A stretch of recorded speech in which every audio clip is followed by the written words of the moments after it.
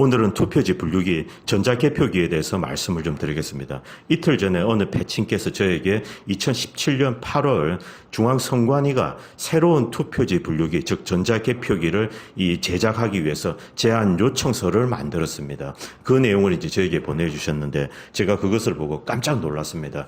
두 가지 굉장히 심각한 중앙선관위의 거짓말을 발견을 했습니다.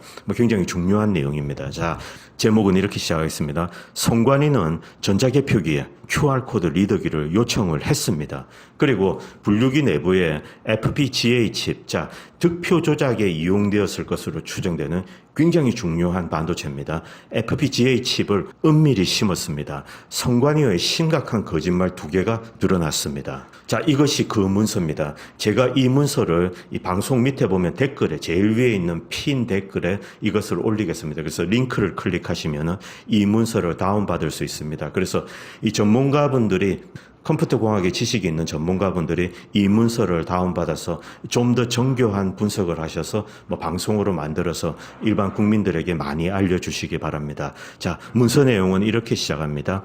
투표지 분류기 제작 제안 요청서 2017년 8월입니다. 선거 ICT팀 행정사무관 윤요석 그리고 전산주사 이병철 전화번호 나와 있습니다.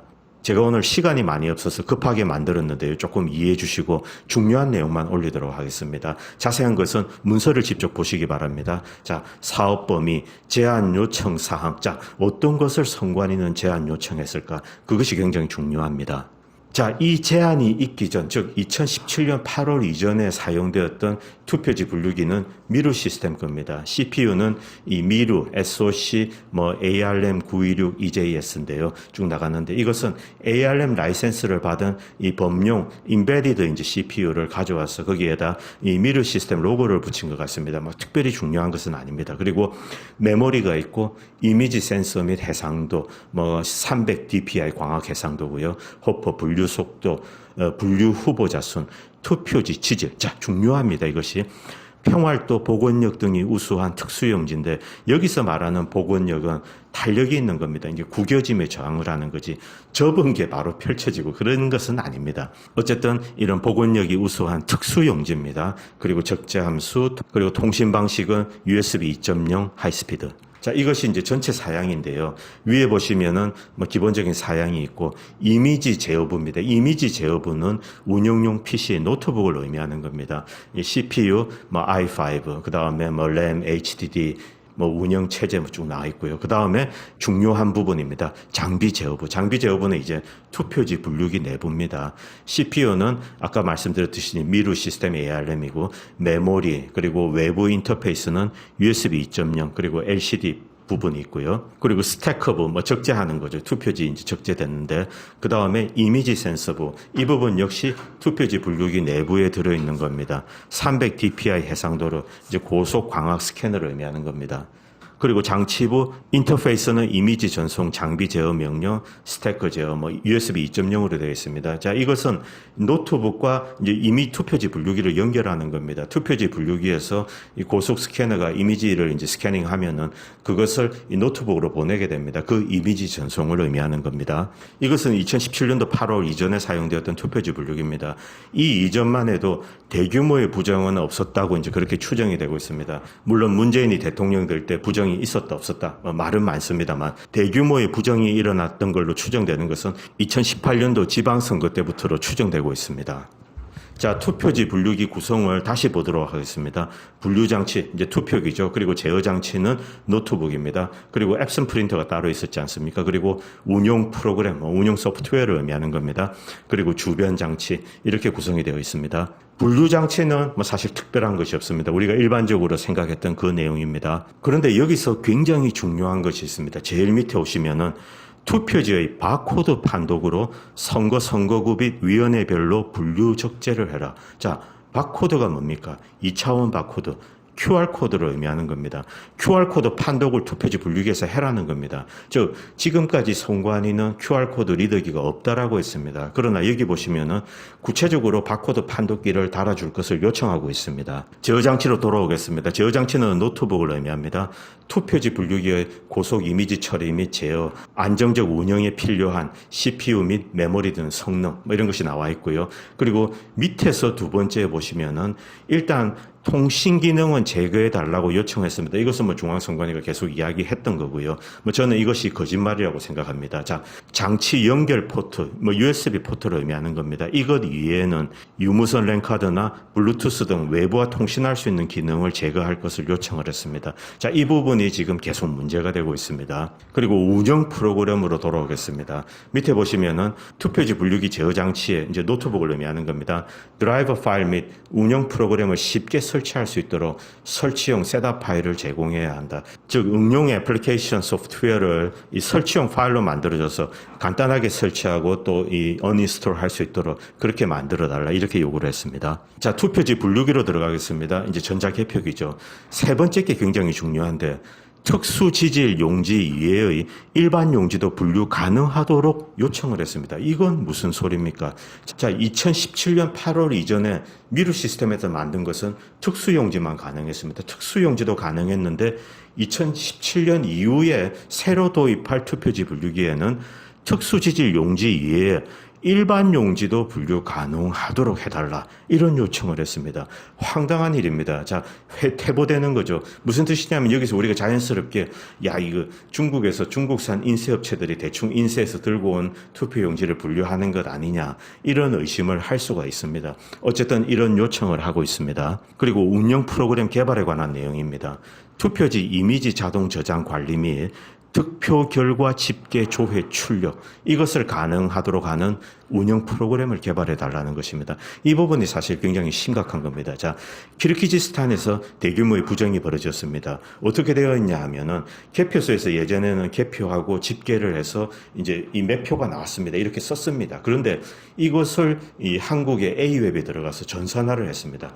개표소에서는 광학 스캐닝만 하는 겁니다. 광학 스캐닝만 하고 그 데이터가 바로 중앙선관위로 날아갑니다. 그리고 중앙선관위에서 이렇게 발표를 하는 겁니다. 그런데 놀랍게도 사실 우리나라 시스템이 이렇게 되어 있습니다. 즉 투표지 분류기에서 스캐닝이 되면은 자동으로 득표 결과가 집계 조회된다는 뜻입니다. 바로 이것이 굉장히 중요합니다.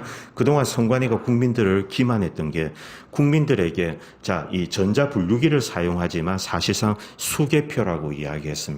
그러나 우리는 그것이 수개표가 아니라 전자개표라고 이야기를 합니다. 왜?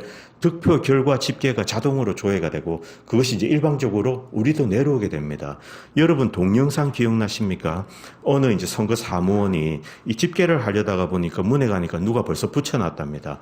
그래서 옆에 사람에게 쓸 필요 없어. 누가 벌써 저기다 붙여놨어. 개표 사무원 중 어느 누구도 집계를 한 적이 없습니다. 이제 집계를 하려고 이렇게 적고 있는데 벌써 그 결과가 이 문짝에 이제 붙어 있는 겁니다. 자동으로 중앙선관위로 날아가서 그 데이터가 이제 내려온 거죠, 일방적으로. 즉, 한국도 키르기즈스탄과 똑같은 방식으로 이 개표가 진행되었다는 겁니다. 그걸 자꾸 기만하면서 수개표라고 이야기를 하지만은 여러분 동영상에서 보셨지만 이 투표지 분류기를 마치고 난 다음에 이 수검표를 하지 않습니다. 그냥 대충 후루룩 하면서 나와 있는 숫자를 그대로 씁니다.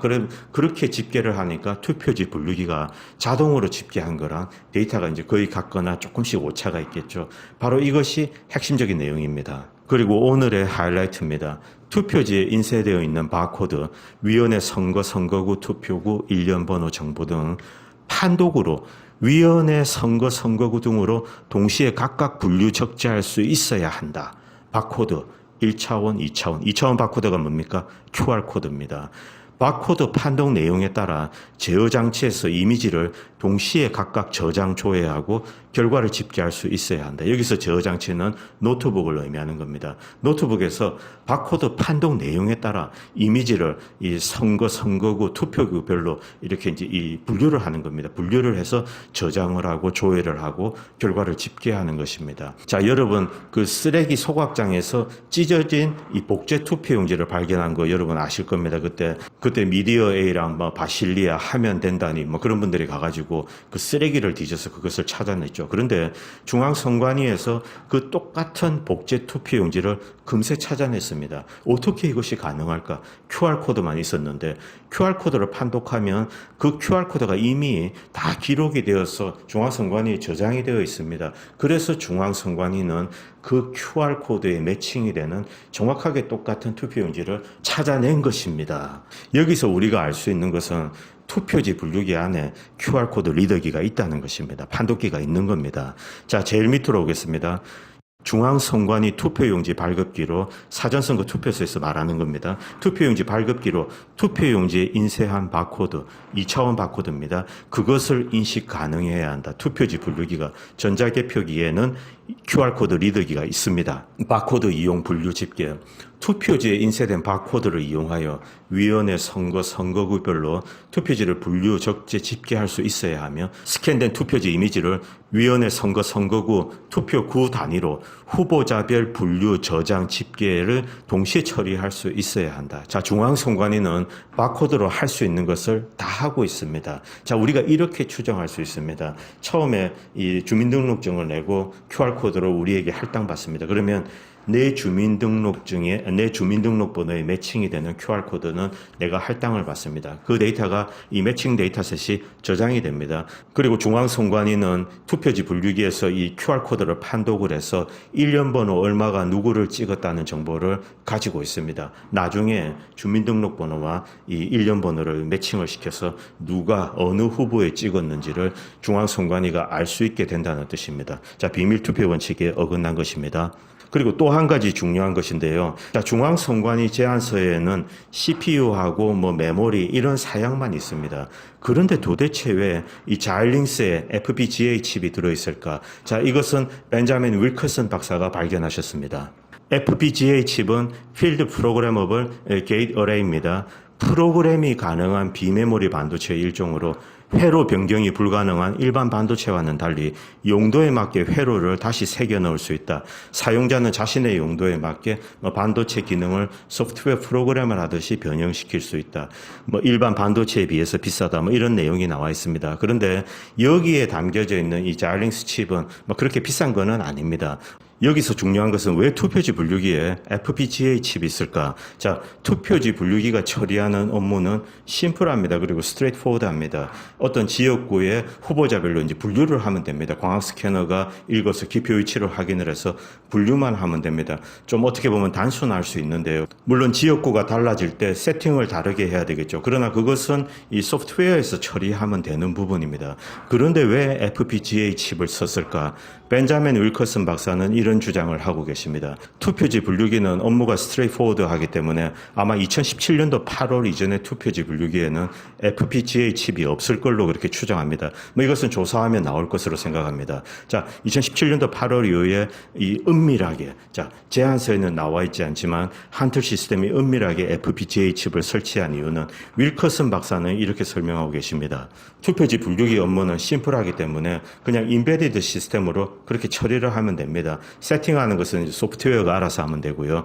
그런데 FPGA 칩을 쓰게 된다면 정상적인 로직에 맞게 이 시스템이 돌아가다가 갑자기 조작된 시스템을 돌릴 수가 있다는 그런 뜻입니다. 만약에 FPGA 칩이 없으면 A라는 이 정상 논리로 돌아가는 소프트웨어가 있습니다. 그럼 그대로 하다가 그것을 끄고 로그아웃 한 다음에 다시 이 조작된 B라는 소프트웨어로 이제 이 일을 처리를 하게 됩니다. 그러면 조작이 가능해집니다. 그런데 FPGA 칩이 있으면은 두 개의 회로 기판이 활성화된 채로 존재하게 됩니다. A를 하다가 바로 이제 B로 넘어갈 수가 있는 거죠. 순식간에 이 조작된 프로그램으로 돌아갈 수가 있는 겁니다. 그래서 이 부연가요, 투표지 분류를 하는데 계속 조작된 값이 나옵니다. 그래서 불평을 하니까 껐다 켰습니다. 껐다 켜니까 정상적으로 나왔습니다. 그때 당선된 사람이 이 정진석 의원이죠. 아마 저는 그렇게 기억하는데요.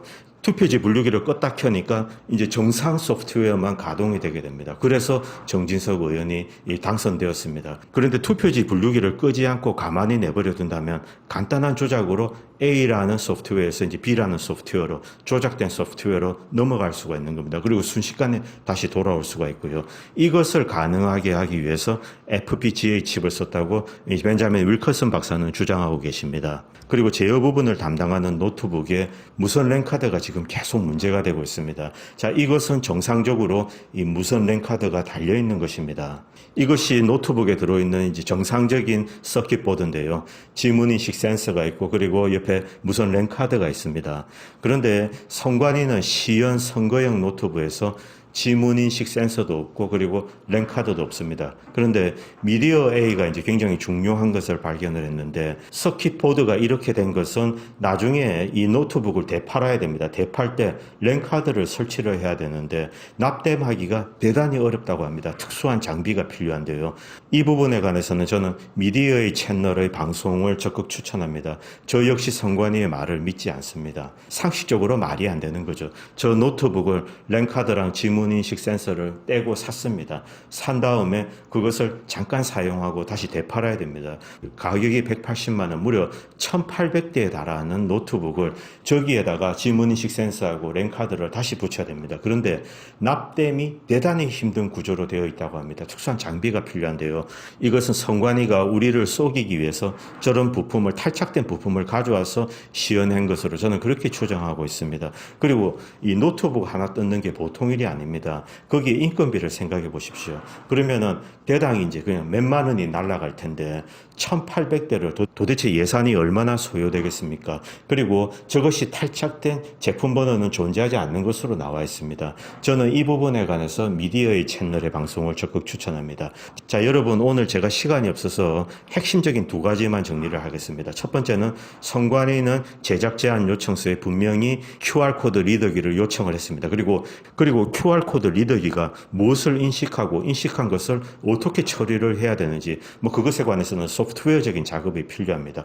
그것까지 제작업체에 요청을 했습니다. 자, QR코드 리더기는 투표지 분류기 안에 있습니다. 그리고 2017년 이전에는 투표지 분류기는 특수용지만 사용하게 되었습니다. 그런데 2017년 이후에는 특수용지 플러스 일반 용지도 인식할 수 있도록 제작해달라고 부탁했습니다. 그리고 세 번째, 저 제작 제한 요청서 안에는 FPGA 칩에 관한 어떠한 내용이 없습니다. 상식적으로는 FPGA 칩이 필요하지 않습니다. 도대체 필요하지도 않고 제한 요청서에도 없는 FPGA 칩이 저기에 왜 박혀 있는가? 그 FPGA 칩의 가격이 2018년도 기준으로 한 20불 조금 넘는 걸로 알고 있습니다. 필요도 없고 제한 요청서에도 없는 FPGA 칩을 쓴 이유, FPGA 칩은 회로를 변경할 수 있도록 만드는 그런 기능을 가지고 있습니다. 기존에 가지고 있는 CPU로서 충분히 처리할 수 있는 용량입니다. 왜 요청하지도 않았는데 FPGA 칩을 은밀하게 몰래 저기에 설치를 했을까? 자, 이 세 가지 의문입니다. 선관위는 여기에 대해서 많은 거짓말을 했습니다. 계속 추적할 필요가 있습니다. 감사합니다. 다음 편에 뵙도록 하겠습니다.